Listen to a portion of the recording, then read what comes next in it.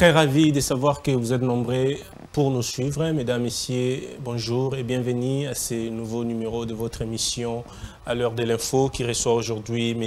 Jérémy Yave. Il est fédéral du Nouvel Élan au Katanga. Avec lui, nous allons parler de l'actualité politique qui est dominée par le congrès du Nouvel Élan, parti cher à Adolphe Muzitu, mais aussi sa candidature qu'il vient de déposer il y a quelques minutes.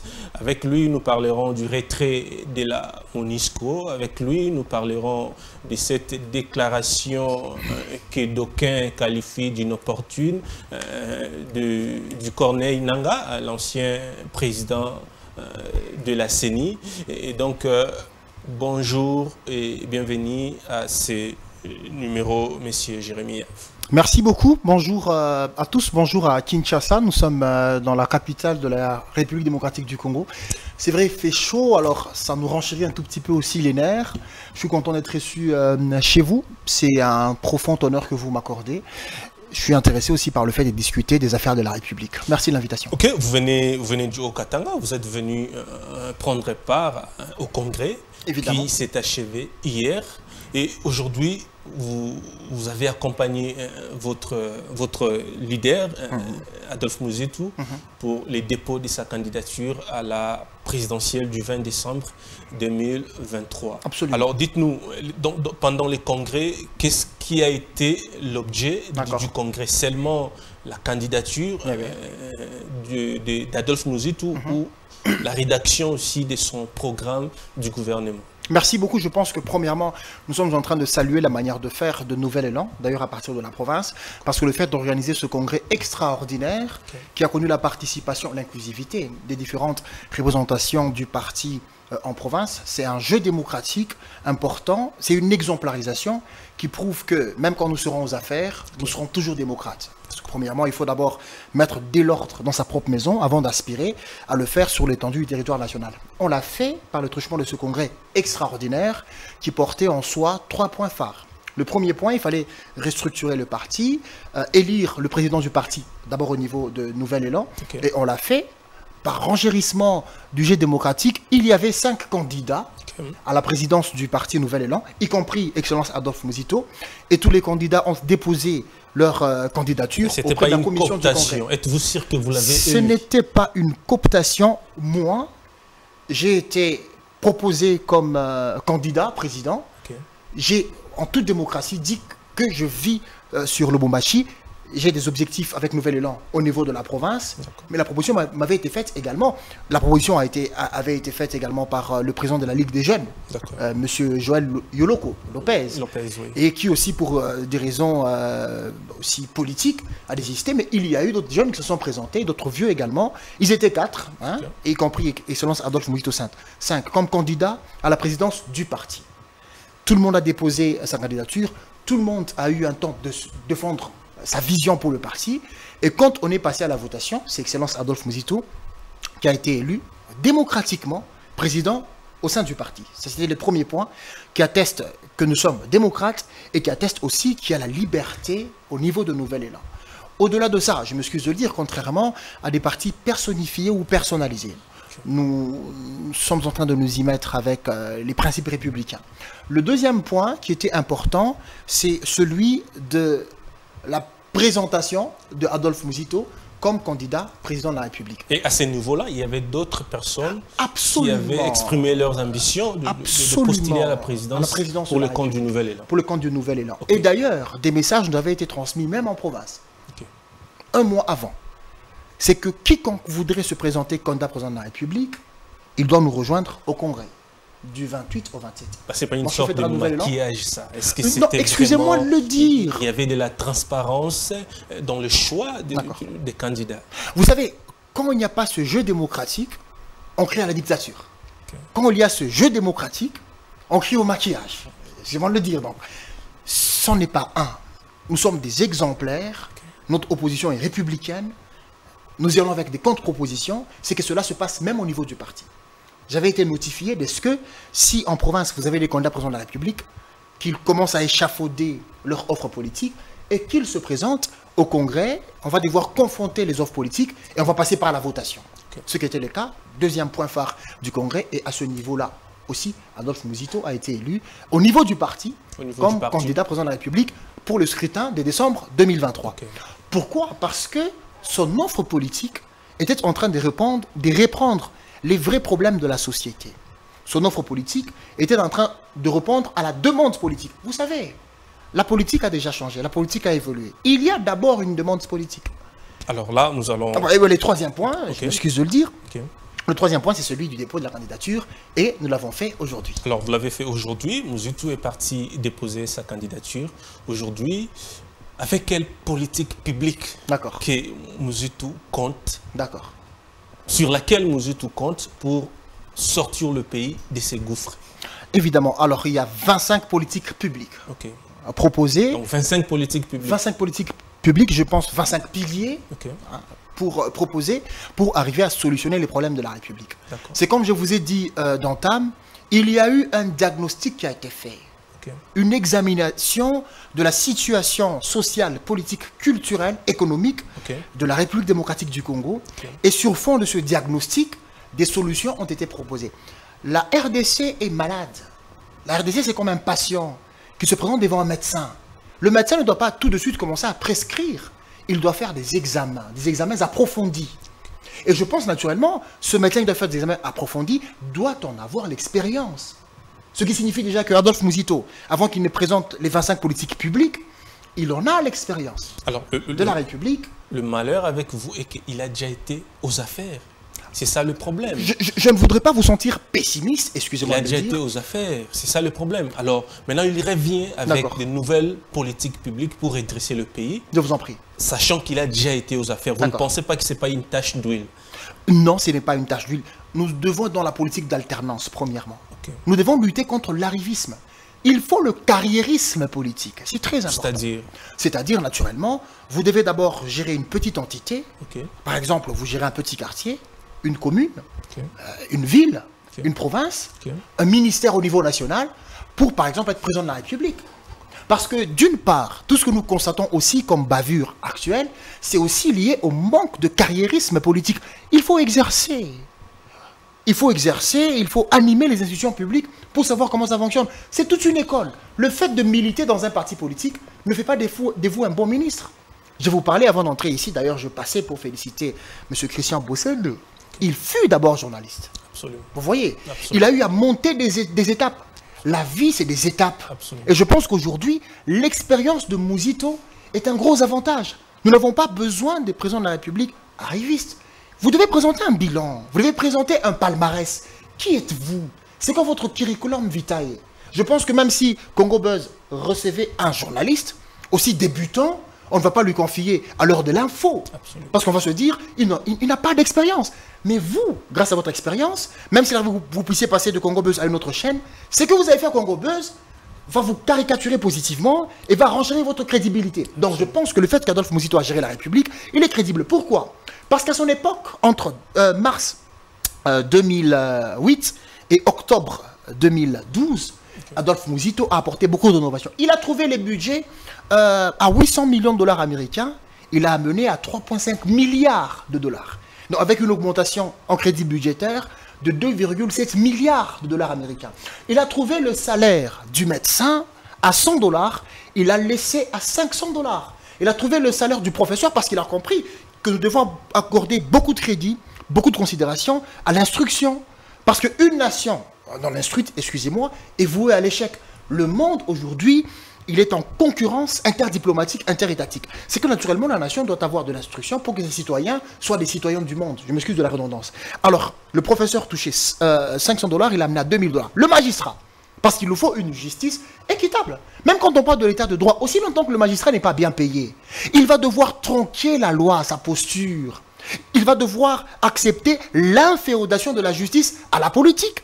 Et Adolphe Muzito, entre 2008 et 2012, il a laissé les salaires du magistrat 1000 dollars, qu'il a trouvé à 500 dollars. Et imaginez-vous, ce qui est beau, c'est le fait que, vous allez voir, dans le point 15 des 25 politiques publiques, j'ai parlé du fait qu'il est amélioré, mais il propose, dans le point 15, l'amélioration des salaires de 2 points. Enseignants. Vous voyez? de l'enseignant. Dernièrement, l'enseignant a été payé à 178 000 francs en 2018. Et en 2023, il est à 411 402 000 francs. C'est une amélioration, bien sûr, mais vu qu'il y a détérioration monétaire, 100 $ en 2018 valait 210 000 francs. Et vous savez, à l'époque même, 100 $ pour 90 000, il a maintenu la monnaie étrangère par rapport à sa concurrence de la monnaie locale, parce qu'à son époque, il avait même diversifié, dans une certaine posture, l'économie nationale. Il a redonné de la valeur à la devise locale, qui est le franc congolais. Je ferme la parenthèse. C'est que malgré qu'il a amélioré cela, il revient dans ses politiques publiques pour surenchérir. Pourquoi? On discute avec Excellence Adolphe Muzito, il dit « J'ai géré la République, j'ai apporté ce que je devais apporter, mais je suis prêt à rendre des comptes. » Il est parmi les rares hommes politiques qui acceptent de rendre des comptes. Il dit même que nous avons commis des erreurs, mais nous sommes prêts à répondre de nos actes et à parfaire l'action publique. Et la perfection est au point 15. Améliorer le salaire des enseignants, des professeurs. Vous voyez qu'il avait amélioré, il veut améliorer davantage. Des magistrats, je l'ai dit, et des médecins. C'est que ça, c'est le point 15 des 25 politiques publiques. De ce point de vue, parce que je réponds à votre question, l'expérience est très importante dans tout ce que nous faisons dans la vie. Pourquoi est-ce que même, je m'excuse parce que nous sommes à la télé, pourquoi dans le mariage on a besoin des parrains? Je prends des exemples très basiques. Donc je vais de la politique élitiste à des exemples abécédaires pour qu'on se comprenne. Pourquoi est-ce que dans tout ce que l'on fait, il nous faut des parrains? Parce qu'ils savent que pour éviter des erreurs, il faut un éclaireur. Alors de ce point de vue, Adolphe Muzito, le fait qu'il a géré la République, ce n'est en rien un désavantage. Par contre, c'est un avantage important parce que la République a besoin de gens qui ont de l'expérience. Et nous, en Nouvel-Élan, excusez-moi de cet aveu, ce n'est pas une apologie, mais moi je me sens à l'école quand je suis en Nouvel-Élan. Alors vous dites que Adolphe Muzito a triplé le budget national lors de son discours. D'accord. Pendant les congrès. Adolphe Muzito a félicité le gouvernement actuel pour avoir triplé le budget. Absolument. Et d'aucuns pensent qu'il travaillerait déjà avec le pouvoir en place, raison pour laquelle il est venu déposer sa candidature parce qu'il ne voulait pas adhérer dans l'Union sacrée. Maintenant, il veut, à l'issue de ces élections, aller dans l'Union sacrée. Est-ce que vous confirmez cette thèse ou vous l'infirmez? Nous évitons tout ce qui est bruit de couloir en politique. En politique, il y a beaucoup de racontards. Raison pour laquelle la politique exige la lucidité, la tempérance, la sérénité. En politique, il y a beaucoup d'émotions. Et en tant qu'homme d'État, si on veut gérer la République sur fond des émotions, des rumeurs, on va poser les actions désaxées. Alors, ce qui signifie, ça peut se raconter, mais où est la factualité de tout ce qui se raconte? Je pense que vous le dites souvent en journalisme, les faits sont sacrés. Alors, on va rester dans des spéculations, je ne pense pas. C'est que pour tous ceux-là qui pensent qu'il y a une politique nocturne entre Adolphe Muzito et l'Union sacrée, il faut en brandir des preuves patentes. Pourquoi? Nous sommes dans la politique du futur. Nous avons compris les évidences. Ce n'est pas par fatuité que je dis cela. C'est que naturellement, nous avons compris qu'il faut transcender l'aigreur politicienne qui amène l'opposition à noircir tout ce que fait la majorité au pouvoir. Regardez, c'est comme une récitation. Quand les kabylistes pères sont arrivés, Mobutu n'a rien fait. Quand les kabylistes fils sont arrivés, bon, Kabila c'était qu'une transition, mais il n'a rien fait. Quand les Tshisekedi sont arrivés, Kabila pendant 18 ans, il n'a rien fait. Je m'excuse. Côtoyons la lucidité. Soyons impartiaux. Il faut faire preuve d'un peu de franchise, de moralité politique, d'un peu d'intelligence politique. Ce n'est pas parce que nous sommes en opposition qu'on va noircir l'action gouvernementale qui même profite au peuple congolais. J'ai été déçu personnellement, j'ai votre question à l'esprit, mais j'y vais par des bonnes passerelles. J'ai été déçu de voir un acteur politique de l'opposition cracher sur la gratuité de l'enseignement.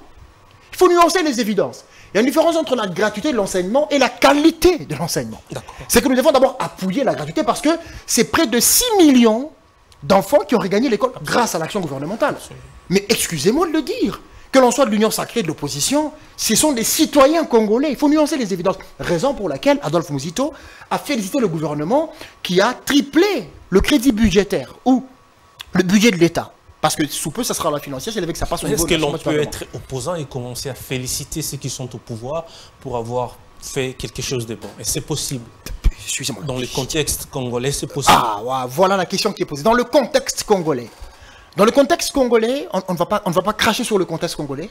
Le contexte congolais, il est évolutif maintenant. Okay. Vous savez, l'échec de l'UDPS dans certains domaines du programme d'action. Le programme d'action qui a 343 actions prévues, 17 piliers, 66 axes. Dans ce programme, il y a des points qui ont réussi et des points qui ont échoué. Mais dire que tout a échoué, vous n'êtes pas analyste politique, vous n'êtes pas homme d'État. Et l'homme d'État, il a de la moralité, il a de la franchise. Scientifiquement parlant, on parle de l'honnêteté scientifique. Ce qui signifie que même si vous êtes en face d'un adversaire, reconnaissez au moins ses mérites. Ça ne vous aligne pas, ça ne vous réduit pas. C'est à ce titre-là que, quand nous constatons que l'action gouvernementale profite à la nation congolaise, nous félicitons. Et quand nous sentons qu'il y a une action qui ne profite pas à la nation, nous fustigeons. Nous avons félicité la levée de l'embargo. Mais attendez, on lève l'embargo. L'armée congolaise doit être équipée. Est-ce que, parce que nous sommes de l'opposition, nous allons dire, cette action, on n'en a rien à foutre, excusez-moi de le dire, c'est de la mauvaise foi. La situation de la pacification de l'Est concerne et l'opposition, et la majorité, et la société civile. Nous sommes dans la politique de la transcendance, à nouvel élan. Nous sommes dans une école politique. Et je vous assure, mon cher ami, cette politique sera cernée par la politique congolaise autour de 2050. Nous sommes futuristes. Nous avons compris que ce n'est pas parce qu'on est à l'opposition qu'on est meilleur que les autres. D'ailleurs, pour chuter en beauté, nous avons exemplarisé cela avec l'UDPS.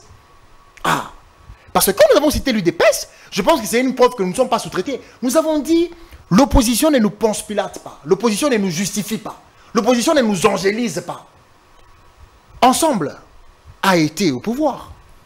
Ensemble est à l'opposition. Nouvel Élan a été au pouvoir. Nouvelle opposition. L'UDPS a été 37 ans dans la remontrance. L'UDPS, 37 ans, a été donneur des leçons. Mais aujourd'hui, la situation dans une certaine posture est cataclysmique. C'est ce qui prouve que ce n'est pas parce que vous êtes opposant que vous allez mieux faire. Il faut qu'on cerne ces choses. Pour les autres franges politiques, ça prendra du temps. Mais je pense qu'on ne va pas dire qu'on est précurseur de cette évidence-là.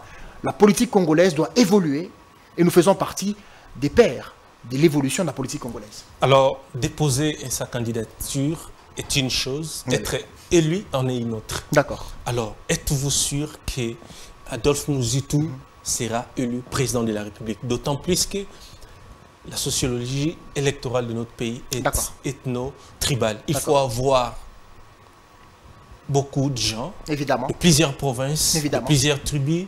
C'est vrai, c'est une mauvaise chose, on les condamne, mais c'est ça la réalité. Il faut avoir beaucoup de gens des différentes tribus pour espérer être élu. Adolphe Muzitu sera-t-il élu? Parce qu'on sait que scientifiquement, intellectuellement, évidemment, il est bien assis, il peut, n'est-ce pas, il peut être voté par rapport à ça. Mais l'ancrage sociologique, l'ancrage politique, est-ce que ça va pas fonctionner en son défaveur? Merci beaucoup. C'est une question importante qui me coûterait en temps, mais je serai laconique. Nouvel Élan est né en 2019. 2018, 2019, parce qu'il fallait qu'on attende.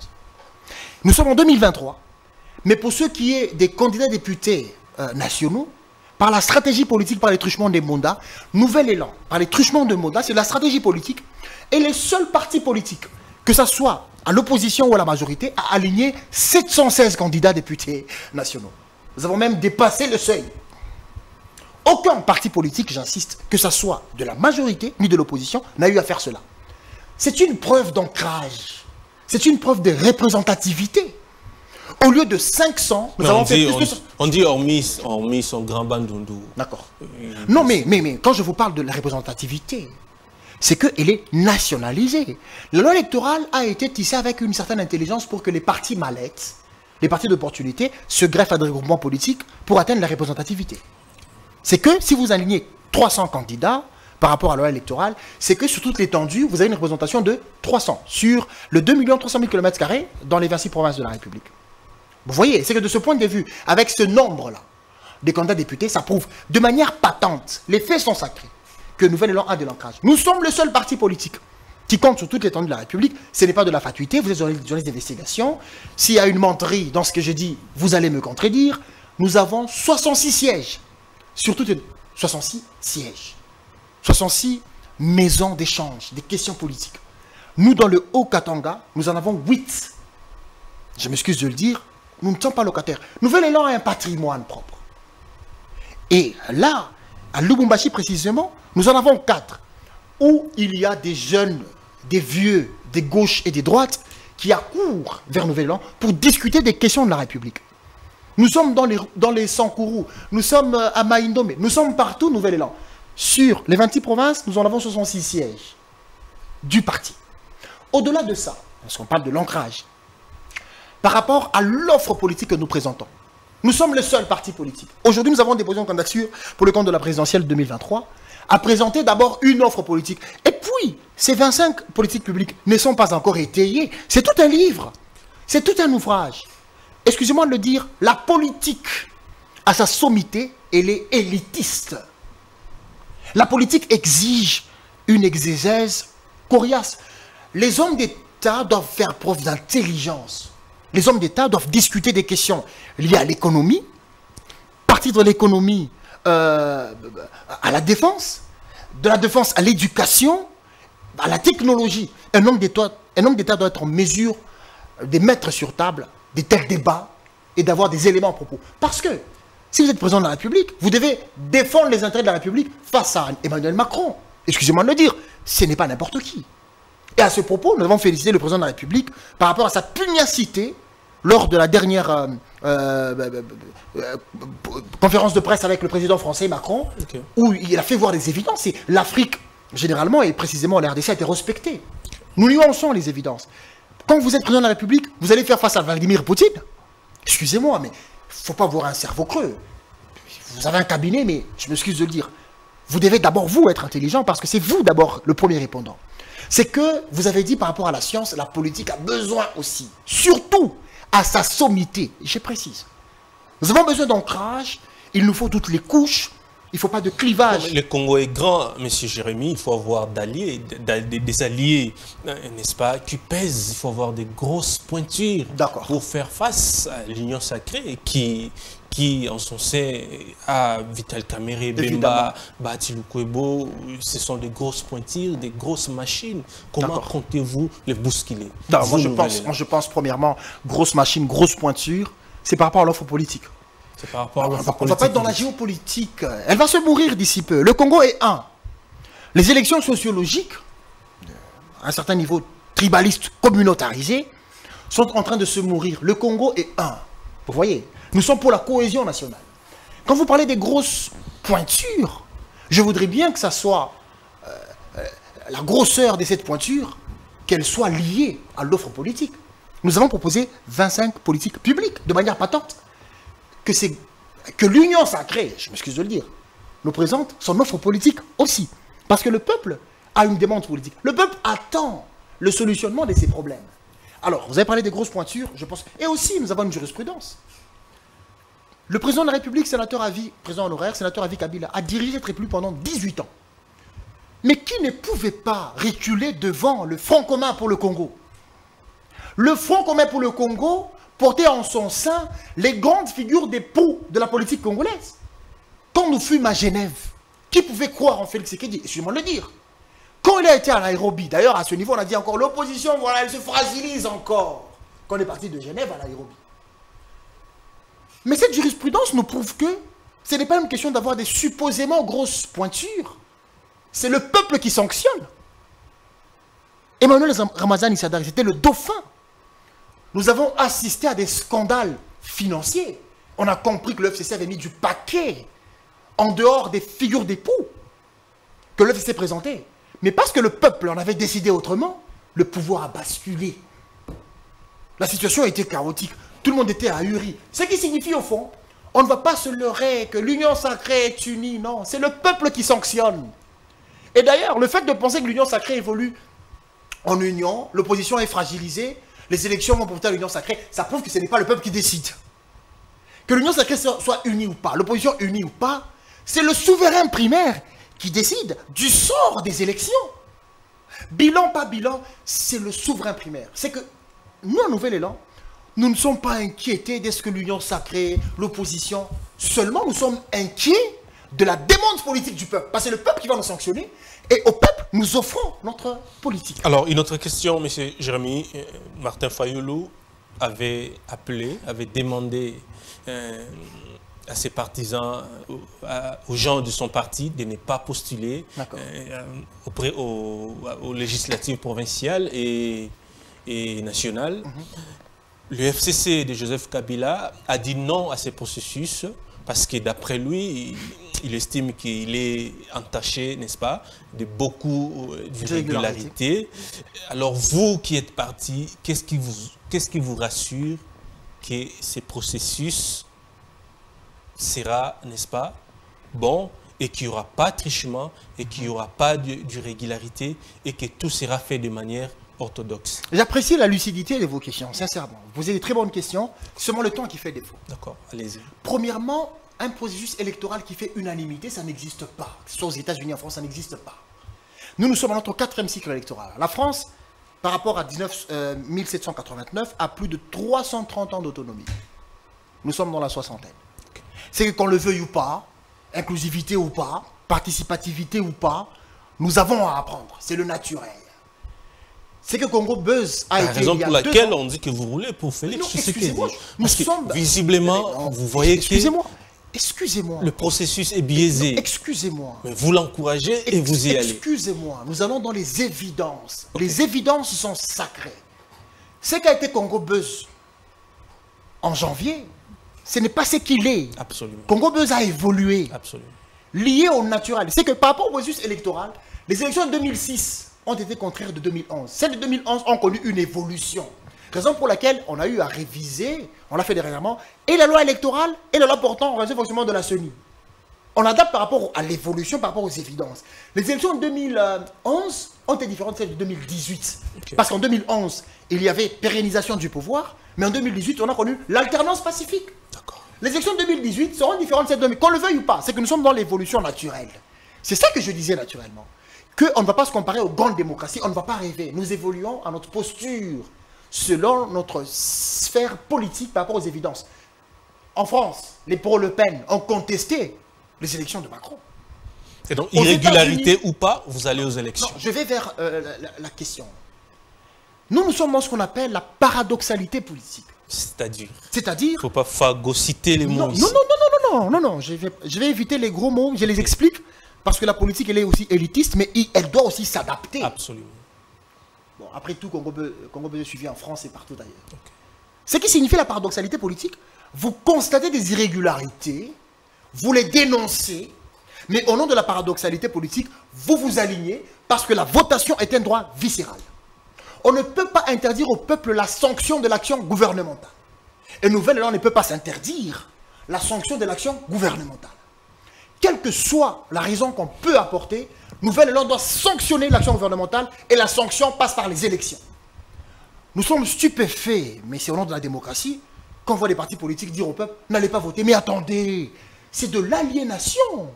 Le peuple doit sanctionner. Alors, l'action gouvernementale n'était pas bonne, laissez au peuple la sanction. D'ailleurs, ce qui signifie que ce sont ceux-là qui ne sont pas embarqués dans les processus, qui sont sous-traités par l'Union sacrée.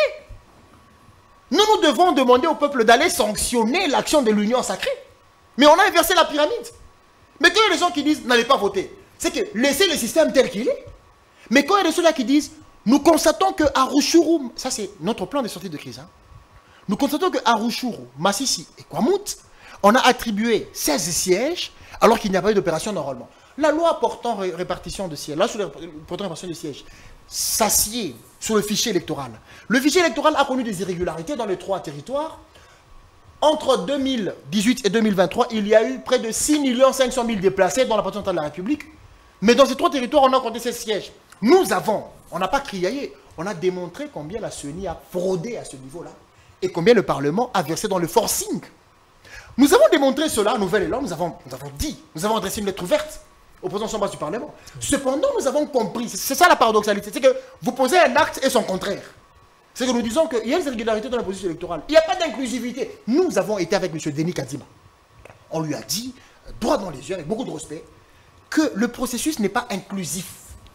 Et nous l'avons démontré. Nous avons démontré que sur les 15 constituants, aucun membre de l'opposition n'a le mandat de son parti politique, ni de son regroupement, jeter les noms pour éviter les sensibilités, qui reconnaît qu'il a été mandaté à la CENI. C'est le bicéphalisme. C'est que pour chuter en beauté, nous, à Nouvel-Élan, par rapport à la question que vous avez posée, nous sommes en train de nuancer les évidences La question était liée à Martin Fayulu. Nous avons beaucoup de respect pour lui. Parce que j'ai dit, la question elle était vaste. Alors, les revendications du FCC et de Martin Fayulu ne sont-elles pas légitimes d'après vous? Parce que les FCC accusent le pouvoir actuel, n'est-ce pas, d'avoir une même mise sur la Cour constitutionnelle et sur le bureau de la CENI. Est-ce que ces revendications ne sont-elles pas légitimes à vos yeux? Ces revendications sont contextuelles. Ces revendications reposent sur de l'émotionnalité politique.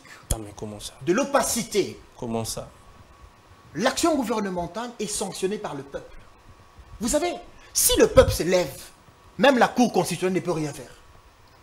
Mais quand déjà vous faites confiance à la Cour constitutionnelle en disant que, attention, la Cour constitutionnelle est inféodée à la présidence. Mais attendez, qui décide du destin du pays? C'est le peuple. On ne va pas fuir le débat. Que le pouvoir en place est la Cour constitutionnelle, la Cour de cassation, les cours et tribunaux, les parlements au niveau de la province. On a vu ça avec le FCC. Ça n'a rien à voir. C'est une machination politique. C'est le peuple qui décide. Et quand le peuple décide, la Cour constitutionnelle a prononcé Félix Tshisekedi comme président de la République. La Cour. Et il y avait des signaux selon lesquels, attention, la Cour constitutionnelle appartient à Kabila. Ça se disait. Mais la même Cour a reconnu. Pourquoi? Parce que le peuple a décidé autrement. Pour Fayulu, c'est un partenaire politique pour lequel nous avons beaucoup de respect. Mais je pense que sa versatilité nous angélise, nous donne raison. Parce qu'il nous accusait que nous étions dans la politique nocturne. On dit même qu'il préparerait sa candidature en sourdine. Voyez-vous, nous avons été lâchés jusqu'à Tchango, on m'a présenté, qui a eu des amis de l'ECD qui disaient, mais non, mais vous allez dans le processus électoral, vous êtes sous-traité. Mais aujourd'hui, c'est Fayulu, excusez-moi de le dire, qui veut aussi s'aligner. Nous avons la lucidité. Un homme politique doit avoir la prévisibilité des actions. Nous avons la lecture du futur. Et aujourd'hui, l'ECD est en train de suivre nos pas, mais avec retard. Alors, le soir, on ne dit pas bonjour. Le matin, on ne dit pas bonsoir. Alors, nous sommes dans le temps. D'accord. Tout à l'heure, vous avez fait allusion aux résultats des élections de 2018. Aujourd'hui, Corneille Nangaa revient à la manœuvre pour dire qu'il y a eu un accord entre le président Félix Tshisekedi et son prédécesseur, l'accord qu'ils ont qualifié d'un accord pour la stabilité de la République démocratique du Congo. Corneille Nangaa accuse le président de la République de mentir, n'est-ce pas, à l'opinion, parce que le président, en marge de la session de l'Assemblée générale des Nations Unies, avait déclaré devant la diaspora américaine et la presse qu'il était approché par les caciques du FCC pour qu'on lui propose le poste de Premier ministre et qu'il avait refusé. Et selon lui, il était déjà président de la République. Il était déjà président de la République. Corneille Nangaa a dit que le président a menti. Qu'est-ce que vous en dites? J'ai beaucoup de respect pour beaucoup d'égards pour M. Corneille. D'abord, au regard des responsabilités qu'il a exercées. Animer la centrale électorale fait preuve de beaucoup d'élégance, beaucoup de délicatesse. Mais moi, je pense, je ne le juge pas. Mais au président de la République, on ne dit pas qu'il a menti en public. Je m'excuse, c'est de l'indélicatesse. Et en tant qu'homme d'État, nous devons avoir un langage approprié. C'est très important. Le respect, la moralisation de la communication politique. Je pense que ça pourrait manquer à certains hommes politiques. Le président de la République, devant la presse new-yorkaise... Est-ce qu'il était opportun pour le président de la République de livrer ce genre de secrets? C'était une question posée. Bourde, pas bourde, il l'a fait en dehors de la République. Bon, il y avait... Excusez-moi, on doit être aussi réaliste. La politique a des dessous des cartes. C'est peut-être la communication qui exige beaucoup de dextérité, de subtilité même. Mais ce qui est vrai, que ce soit la politique, on a parlé de compromis à l'africaine, à un moment, de compromis aussi à l'européenne, parce que le président... Ce qui signifie que la politique a des dessous des cartes. Cet accord pour la stabilité de la République, je m'excuse de le dire, c'est parce que la situation a été divulguée. Mais elle n'a rien d'immoral. Elle n'a rien de déviant. Il n'a rien, c'est un accord. Il n'a rien d'immoral. Il n'a rien de déviant. Pourquoi? Nous sommes dans un contexte congolaisement africain. Les Africains sont habitués à la royauté. Nous venons de danser Saka Yonsa pendant 32 ans. Les Africains ne sont pas habitués à l'alternance. L'alternance, c'est la politique occidentale. L'alternance n'est pas dans les gènes des Africains. Et pour préserver le chaos, c'était la première alternance pacifique de toute l'histoire de la République qui a donné des leçons à toute l'Afrique. Excusez-moi.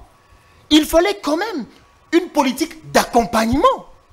On ne peut pas rester dans la gloriole de non, l'alternance. L'alternance doit être accompagnée des accords. Je m'excuse, je parle des dessous des cartes qu'on ne communique pas, mais qui n'ont rien d'immoral.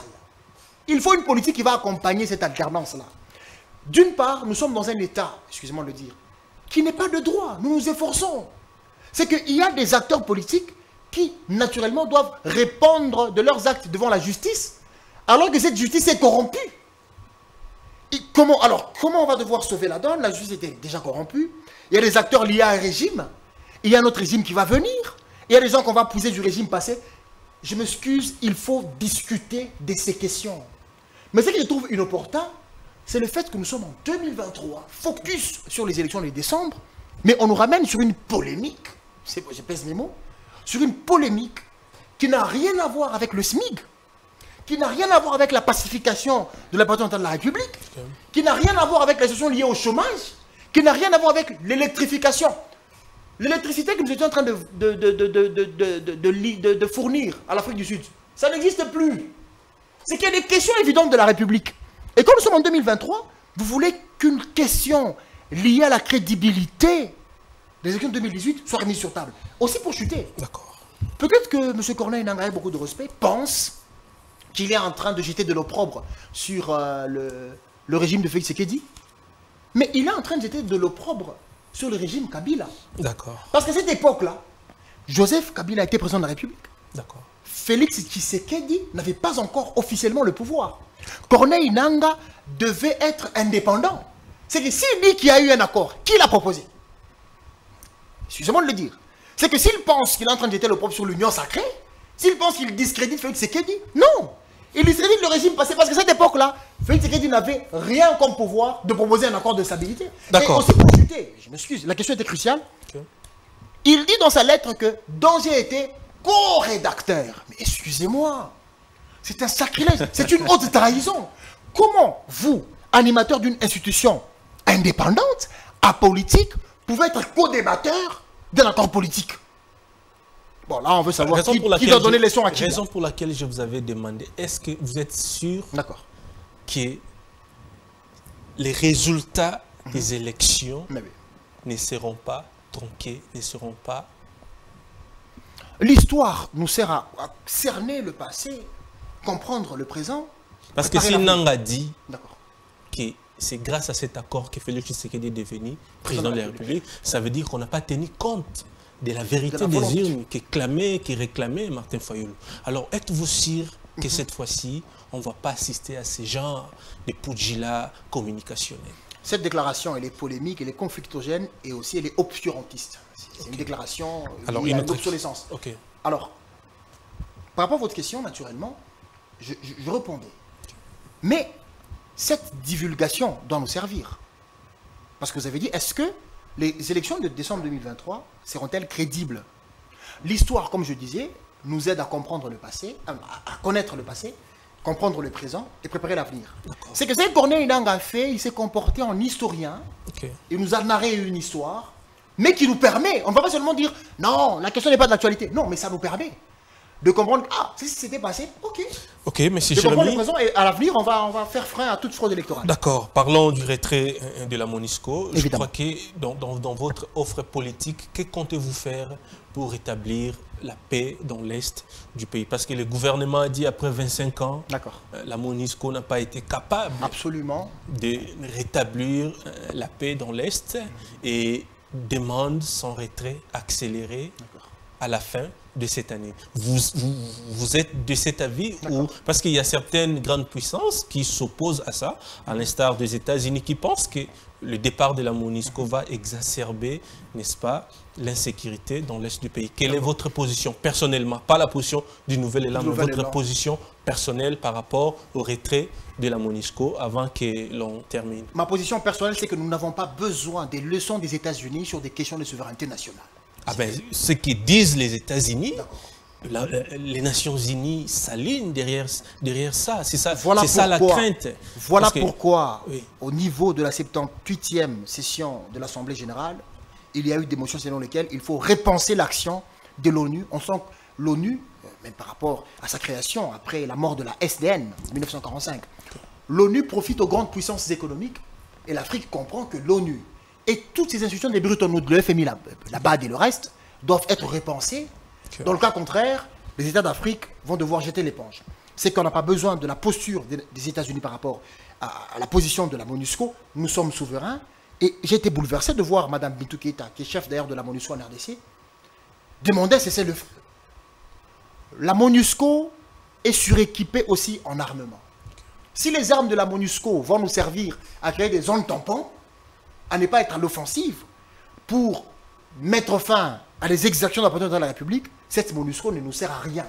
Parce que et le gouvernement congolais, et les tripartistes qu'on a connus, les accords de Nairobi, les accords de Luanda, et la MONUSCO, nous sommes tous dans des ultimatums. Mais M. Jérémy, j'aurais voulu que la MONUSCO parte si peut-être le bilan de l'EAC était positif.